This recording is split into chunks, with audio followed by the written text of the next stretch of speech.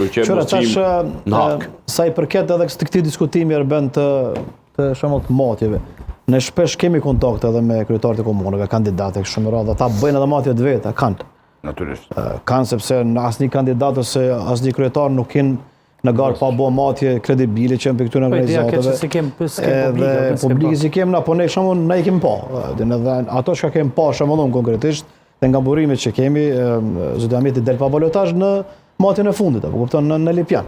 Nuk ka, dhe është mbi 50-70% aktualisht. Por kjo është përtej asaj çka domethënë na po flasim. Pra, favorizimin I kandidatës së një kryetari janë arsyet të tjera që e bën pse është favorit për të cilat na I diskutuam domethënë deri tash. Një nga ato e përmendi edhe Alili, shembull, provoi shumë vjeçarin menaxhim krahasimisht me kandidatë tjerë, unë besoj që është një përparësi. Në këtë rast dhe qytetarët vazhdojnë me të besu për këtë arsye për një 2 ose 3.